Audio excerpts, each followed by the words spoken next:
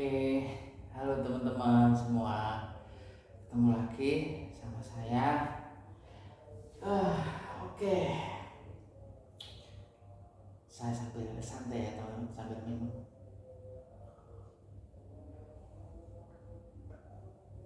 Oke. Seperti biasa, saya akan menemani teman-teman ya berdiskusi di weekend ini. Saya ditemani rokok saya, teman yang paling setia ini, rokok ini. Jadi dia bisa nemenin saya ketika berpikir, ketika diskusi lah. Obrolan malam ini saya ingin menyasar pada topik bullying ya, yang terjadi di sekolah, di dunia pendidikan secara generalnya ya, secara spesifik itu di sekolah.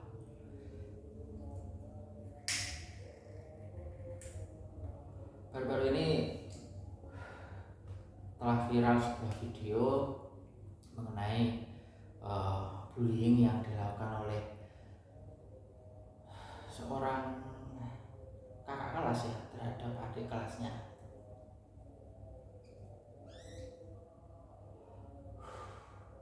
Dan bullying itu dilakukan dengan begitu brutal gitu ya, dengan anak seusia SMP begitu ya, sudah sebrutal itu, sekasar itu, sekeras itu.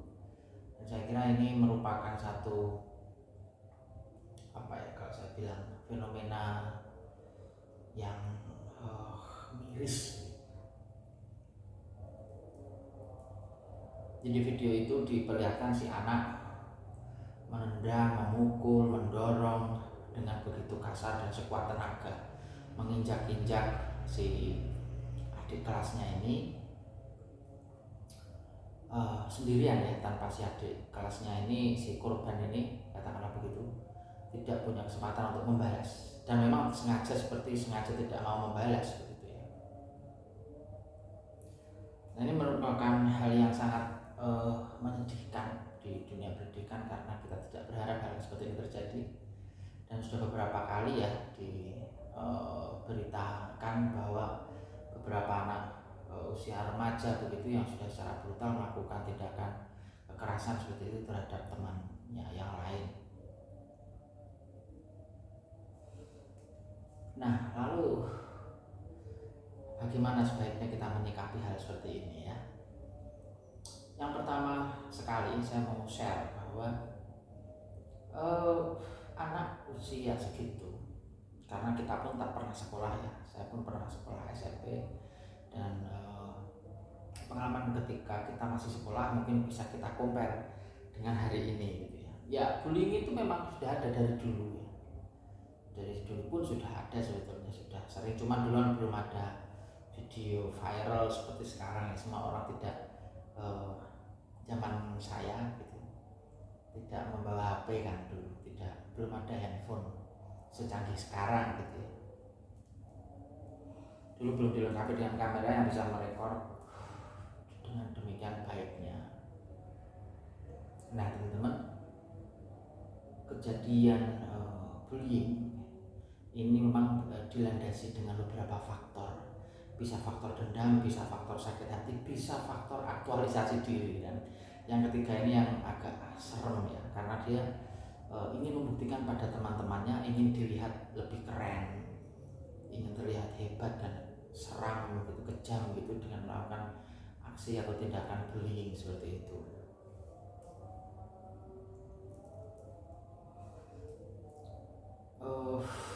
Undang-undang perlindungan anak dan undang-undang anti bullying itu sebenarnya sudah ada. Diharapkan memang di sekolah atau di unit pendidikan di sekolah ya, katakanlah begitu, diharapkan ada satgas semacam pengawas begitu, kelompok tim pengawas dari mungkin guru atau OSIS begitu ya, yang diharapkan mampu untuk meredam atau mencegah terjadinya tindakan seperti itu. Dan banyak model atau bentuk yang bisa diadopsi begitu ya sebetulnya. Nah, saya ingin membidik dari sisi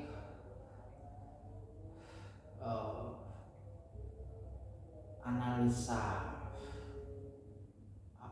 psikologis dan kemampuan si anak ini ya. Jadi usia remaja itu memang usia pencarian jati diri, banyak yang bilang begitu. Memang secara umum anak-anak di usia remaja itu memang sedang mencari jati diri, sedang mencari passion, kemudian mencari definisi arti-arti dari keberadaan dia sebagai siswa maupun sebagai remaja begitu. Nah, ada semacam mnemonik ya istilahnya kalau di psikologi itu, dimana dia apapun yang dikerjakan akan masuk dalam memori, dan memori-memori ini saling berkait berkelindan menjadi suatu citra di dalam benak mereka.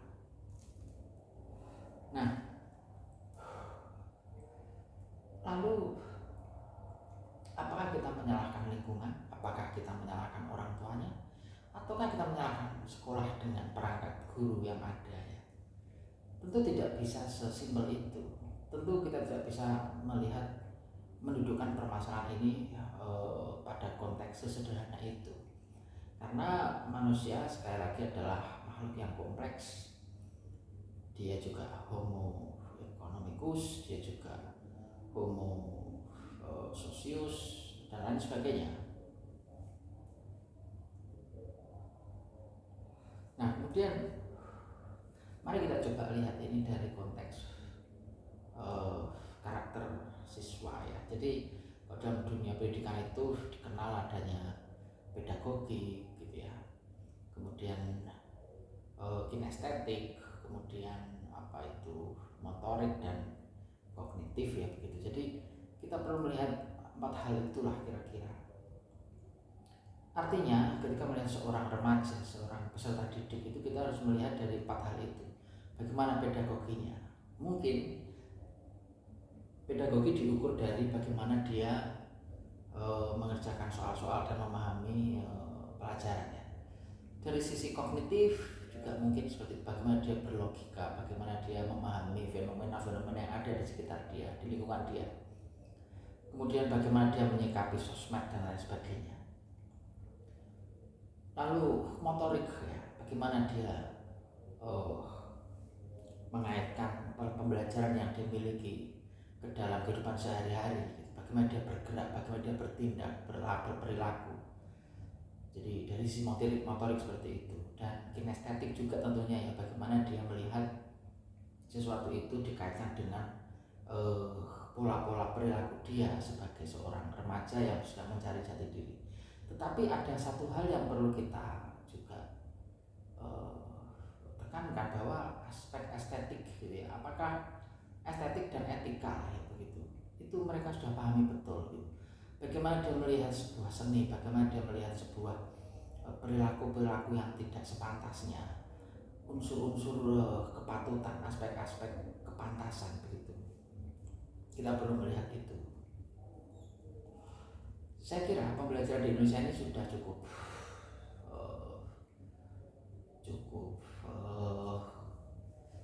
komplit begitu ya. Jadi dia juga belajar ada pendidikan dasar ya, seperti agama, pendidikan karakter, pendidikan bimbingan konseling dan lain sebagainya, untuk menekankan aspek etika dan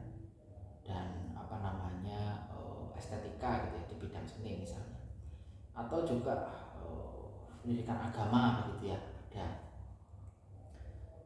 Namun dari sisi pedagogi dan kognisi ini agaknya terlalu rumit untuk kita petakan, karena mereka tidak tahu betul sebetulnya bagaimana menerapkan ilmu-ilmu yang mereka pelajari di sekolah, sehingga mereka mencari semacam pelarian agar mendapat pengakuan gitu dari komunitasnya atau dari teman-temannya.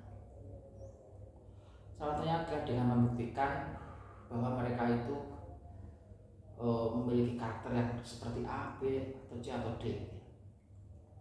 Pelaku bullying ini biasanya didasarkan pada citra diri mereka, bahwa mereka itu kuat, bahwa mereka itu hebat. Mereka ingin menjadi semacam hero gitu ya. Mereka ingin menjadi semacam orang keren gitu ya, dengan cara mereka.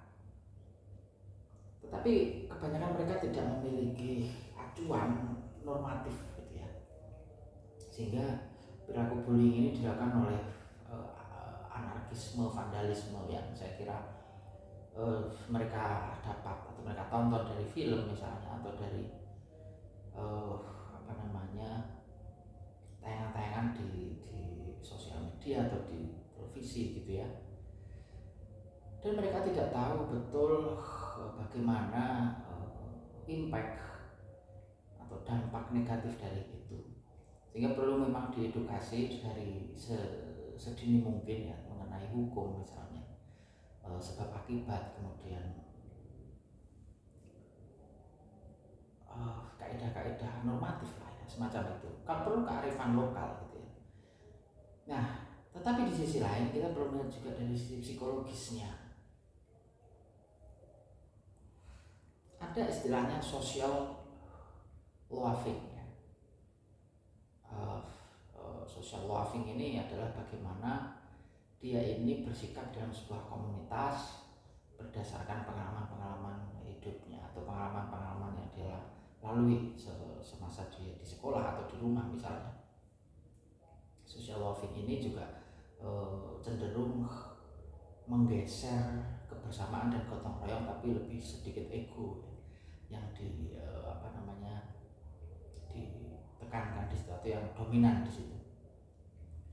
Nah, ketika ego ini mulai muncul, maka yang terjadi adalah pergolakan pemikiran dan akhirnya akan berdampak kepada kondisi emosional dari si anak ini. Nah, agaknya di sisi lain ada juga kecenderungan bahwa perangkat pendidikan seperti guru dan akademisi itu cenderung disibukkan dengan tuntutan-tuntutan administratif yang membuat mereka tidak bisa 100% terfokus kepada pengembangan diri anak. Padahal pengembangan diri anak ini sangat penting, bagaimana dia bisa mengembangkan diri melalui kegiatan-kegiatan intrakurikuler dan ekstrakurikuler ya, misalnya seperti kegiatan les begitu ya, atau kegiatan pramuka atau OSIS dan lain sebagainya, seperti itu. Nah teman-teman, semoga dengan adanya sharing ini membuka wawasan kita bahwa dan awareness kita ya tentang pentingnya melihat fenomena di dunia pendidikan kita, utamanya di Indonesia, agar tidak terjadi lagi tindakan bullying dan lain sebagainya. Terima kasih yang sudah join, silahkan untuk komen apabila ada yang ingin di respons ya. Kita berharap bahwa pendidikan kita lebih baik, lebih maju, Indonesia lebih makmur dan jaya, tentunya dengan mendidik generasi muda kita agar lebih baik lagi ke depannya. Saya dari Surabaya.